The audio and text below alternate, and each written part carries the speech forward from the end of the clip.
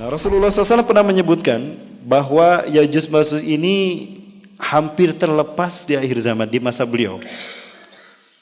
Artinya ada peluang di mana Ya'juj Ma'juj ini akan terlepas dari kurungannya sehingga dia keluar bertemu dengan umat manusia, maka mereka bercampur baur dengan ras manusia. Nah, hal ini memberikan dua hikmah kepada kita. Satu, Ya'juj Ma'juj ini bangsa manusia, bukan alien. Cuma sifatnya zolim, pembantai dan kanibal. Kedua, ketika dia terlepas, dia akan berbaur menyebar ke seluruh dunia, berbaur dengan sesama manusia, sehingga nasabnya bercampur baur dengan manusia di seluruh dunia ini. Di dalam surat Al-Anbiya disebutkan demikian. Sehingga ketika tembok itu terlepas, kata Allah, maka aku keluarkan mereka dan mereka akan bercampur baur dengan manusia. Nah, ini menunjukkan dia akan menyebar ke seluruh manusia. Hal inilah yang kalau kita lihat sejalan dengan hadis Rasul yang satu ini. Nah, sekarang kita sampai pada Ya'juj Ma'juj di masa kita.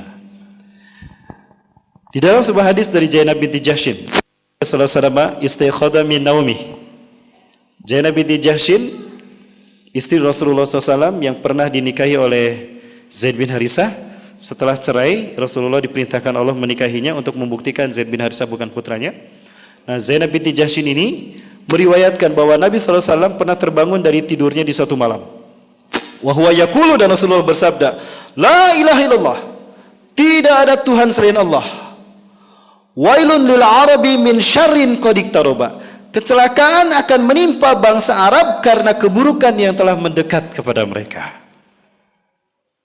Rasulullah lagi tidur, terbangun dari tidurnya, wajah merah, berkata, la ilaha illallah, bersumpah dengan tauhid, tidak ada Tuhan selain Allah. Lalu menyatakan, kecelakaan akan menimpa bangsa Arab. Wailun lil arabi min syarrin qad iqtaraba, karena keburukan yang telah mendekat kepada mereka. Catat Bapak Ibu, Rasulullah bersumpah atas nama Allah, la ilaha illallah, kemudian menyebutkan sesuatu yang artinya pasti terjadi. Dan ini wahyu, makanya Rasulullah terbangun dari tidurnya, ini wahyu yang Allah berikan kepada Rasulullah. Ya. Kecelakaan akan menimpa bangsa Arab karena keburukan yang telah mendekat pada mereka.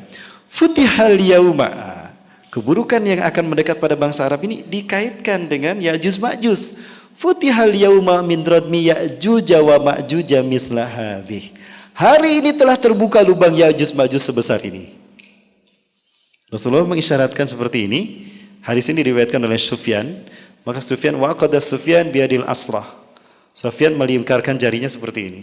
Artinya Rasulullah mengisyaratkan begini. Hari ini lubang Ya'juj Ma'juj telah terbuka seperti ini. Itu 14 abad yang lalu. Qultu, aku berkata, siapa? Zainab binti Jahshin.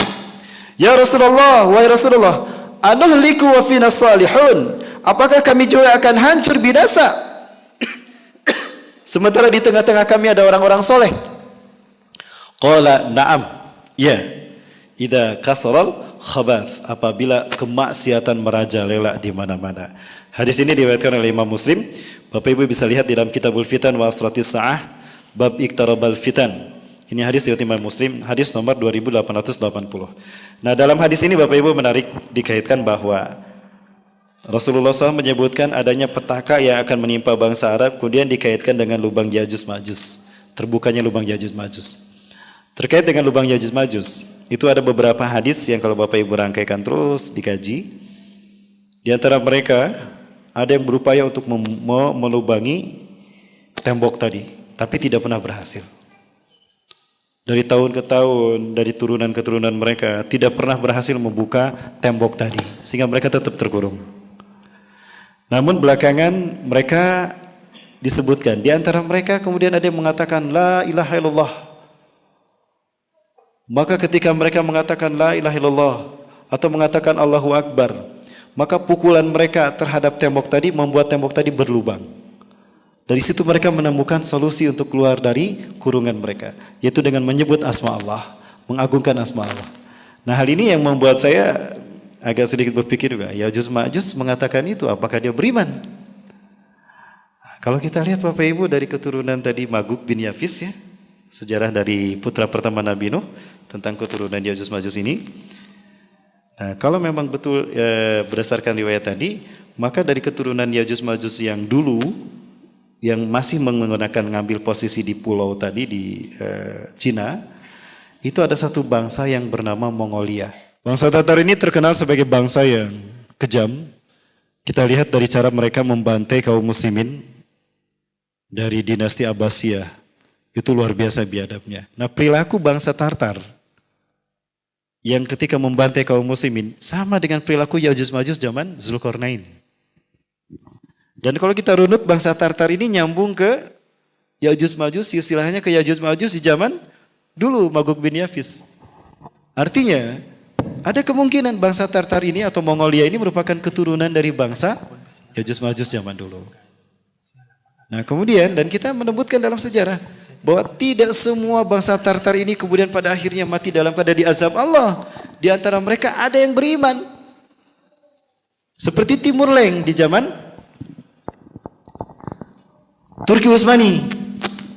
Di zaman Turki Utsmani berdiri, saat itu Timur Leng mengakui kehebatan Turki dan berkalah dan pada akhirnya beriman pada Allah. Beriman kepada Allah. Oh berarti ada dari keturunan mereka yang beriman pada Allah. Keturunan Ya'juj Ma'juj. Ya, Timur Leng tadi. Dan Timur Leng ini dengan bangsa Tartarnya Mongolia membantai kaum muslimin sampai dinasti Turki, dinasti Abbasiyah. Dinasti Abbasiyah, mereka bangsa Arab kan? Bangsa Arab dibantai oleh keturunan Ya'juj Ma'juj ini, Tartar. Nah, apakah yang dimaksud hadis ini adalah bangsa Tartar yang membantai kaum muslimin hingga dinasti Abbasiyah habis dibantai itu dan berhadapan dengan Turki Utsmani? Ada sambungannya itu Bapak Ibu. Tapi kalau saya klaim itu sebagai sebuah kebenaran, nanti sebutnya cocok logi Bapak Ibu ya. Itu hanya penelitian jalur sejarah.